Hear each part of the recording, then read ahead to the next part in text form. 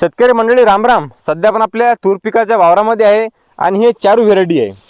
याची लागवड आपण बेडवर त्या ठिकाणी केलेली आहे. अतिशय जबरदस्त म्हणजे रेकॉर्ड ब्रेक तूर जी आहे ते बसलेली आहे. ठीक आहे ना.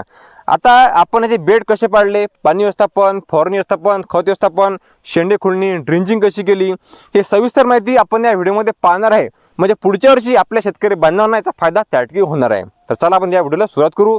तत्पूर्वी जर तुम्ही युट्यूबला नवीन असाल तर आपल्या शेती मित्र युट्यूबला आपण सबस्क्राईब करून घ्या. म्हणजे कामाची माहिती आपल्यापर्यंत येणार आहे. आणि आपण हा व्हिडिओ फेसबुकवर पाहत असाल तर फेसबुकला फॉलो करून घ्या. शेतकरी मित्रांनो, यावर्षी आपण आपल्या 3 वावरामध्ये 3 व्हेरायट्या लावलेल्या तुरीच्या आणि तिन्ही व्हेरायटीमध्ये नवीन प्रयोग आपण केलेले आहे. यामधली पहिली जी आहे ते पंचगंगाची लक्ष्मी, अतिशय जबरदस्त तूर त्या ठिकाणी आपली आलेली आहे. दुसरे म्हणजे दप्तरी गोल्ड, ते सुद्धा आपण नंतरच्या व्हिडिओमध्ये पाहणार आहे. आणि तिसरी म्हणजे हे चारू. आता या चारूमध्ये आपण नवीन प्रयोग काय केलेला आहे की हे तूर आपण लावलेलं आहे बेडवर. ठीक आहे ना. आता हा बेड एकच आहे, पण एका बेडवर आपण डबल तास घेतलेला आहे. शक्यतो आपण सिंगल तास लावतो, पण नवीन प्रयोग म्हणून उत्पादन वाढते नाही खरंच ते आपण यावर समजून. आणि हा नवीन प्रयोग आहे. म्हणजे बेड एकच आहे, पण एकाच बेडवर आपण डबल तास घेतलेला आहे पूर्णपणे. ठीक आहे ना. आणि या दोन्ही तासानं पूर्णपणे भांग घेतलेला आहे. तूर एवढी खतरनाक आलेली आहे की वावरामध्ये आता जायचं कसं, फवारणी कशी करायची, हा प्रश्न प्रामुख्याने आम्हाला आहे. आणि पूर्णपणे एकसारखा वटा ज्याला म्हणतात पूर्ण बसलेला आहे, पूर्णपणे भांग केलेले आहे. ठीक आहे. आता आपण सुरुवात करूया बेडपासून. जून महिन्यामध्ये या तूर पिकाचे बेड आपण पाडून घेतले बेड मेकरने. ठीक आहे ना. त्याचा व्हिडिओ आपल्या युट्यूबला आलेला आहे. अगोदर बेड पाडून घेतले, नंतर एक चांगलं हलकं पाणी पडलं आणि आपल्या टोकनच्या मशीननं आपण हे पेरून घेतलं. ठीक आहे ना. आता हे जे 2 तास आहेत यामधलं अंतर आहे 8 फूट. 8 फुटाचा हा अंतर आहे आणि पूर्णपणे झापलेलं आहे. म्हणजे जायली जागा नाही. टोकननं आपण तूर पेरून घेतली, तूर वर निघाली, त्याला आपण 2 वेळ निंदन गेलं, 2 वेळ खुरपणी, डवरे वही त्या ठिकाणी संपूर्ण व्यवस्था केलेली आहे. त्यानंतर एकाच वेळ आपण याची शेंडी खुळणी केली. ठीक आहे ना. आणि ऑगस्ट महिन्यामध्ये याला आपण 1 वेळ फक्त खत दिलं. एकाच वेळ या तूर पिका आतापर्यंत एकच वेळ खत आहे. ठीक आहे. नंतर आपण याला 2 वेळ ड्रिंचिंग केलं आहे. ह्युमिक ॲसिड आणि ट्रायकोडर्मा व्हिरिडी 2 वेळ केला आहे. आणि त्याचा खूप चांगला फायदा हा आपल्याला झाला.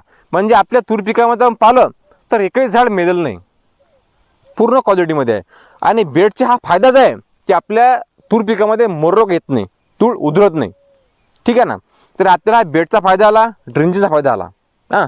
आणि आतापर्यंत आपण याला 3 फवारण्या घेतलेल्या आहेत. चौथी शेवटची शेंगवास्ता फवारणी आता आपण याला प्रामुख्याने घेणार आहे. म्हणजे अतिशय कमी खर्चामध्ये हा प्लॉट आपण डेव्हलप केलेला आहे. आणि हे जे तूर आहे हे निखड तूर आहे, कोरी तूर आहे. यामध्ये कुठलंच आंतरपीक आपण घेतलेलं नाही. आणि अशाच प्रकारच्या आपल्या दुसऱ्या 2 व्हेरायटी आहेत, पंचगंगा लक्ष्मीच्या आणि दप्तरी गोल्ड. ते निखळ आहे, कोरे आहेत आणि बेडवर आहे. पंचगंगाची लक्ष्मी तूर 1 नंबर तूर आहे. त्याचा व्हिडिओ आपल्या युट्यूबला आलेला आहे, तो आपण जाऊन पाहू शकता. आता हे जर चारूचं प्रामुख्यानं पाहिलं ते पूर्णपणे लाल भडक तूर आहे. आणि दाणा जर पाहिला तर एका शेंगामध्ये 4 दाणे सर्रास आहेत. आणि तूर एवढी शेंग एवढी जाडी आहे की जबरदस्त. ठीक आहे. आता एक 10 दिवसा अगोदर आपण याला पाणी देऊन दिलं रेन पाईपानं, त्याचाही व्हिडिओ आलेला आहे. म्हणजे शेतकरी बांधवांना एकण्या गोष्टी कामाची माहिती व्हावी हाच आपला एकमेव प्रामाणिक प्रयत्न आहे. पाण्याने काय फायदा आला की आपलं तुरीचा जो शेंग आहे आता हे जाडी होणार आहे, याचं वजन वाढणार आहे आणि आपला फायदा हमखास होणार आहे. ठीक आहे ना. याची आपण एक वेळ शेंडे खुळणी करून घेतली. शेंडे खुळणीने आपला काय फायदा आला की ब्रँचेस वाढले. हे जे तुम्हाला पुरे दुसरे फांदे आहे हे त्यावेळेचे कामगिरी आहे. शेंडे खुळल्यानंतर काय होते की ब्रँचेस वाढतात. जेवढे असतात ब्रँचेस तेवढ्या फुलधारणा आणि शेंगधारणा होते. ठीक आहे ना. आणि अशा पद्धतीने उपाययोजना करून हे तुरीचा प्लॉट आपण आता इथपर्यंत आणलेला आहे. एवढा जबरदस्त प्लॉट शेतकरी बांधव बसलेला आहे की माणसाला घरी जावं वाटत नाही. निवांतपणे वावरामध्ये असं बसा वाटतं, एवढी खतरनाक तूर जी आहे ती आलेली आहे. ठीक आहे. आता काय झालेलं आहे, आपण याला अतिशय चांगल्या पद्धतीने नियोजन करून, काटेकोर नियोजन करून कमी खर्चामध्ये इथपर्यंत आणलेली आहे. एकाच वेळ खत दिलेलं आहे. म्हणजे असं निवा खत दिल्यामुळेच उत्पादन येते, परंतु योग्य वेळेवर जर योग्य घटक आपण फवारणी केली, योग्य खत दिलं तर हमखास फायदा होतो. असं नाही की बा दुकान आणलं दिलं टाकून काही जमत नाही. योग्य वेळेवर योग्य घटक वापरा, आपला फायदा हमखास होणारच आहे.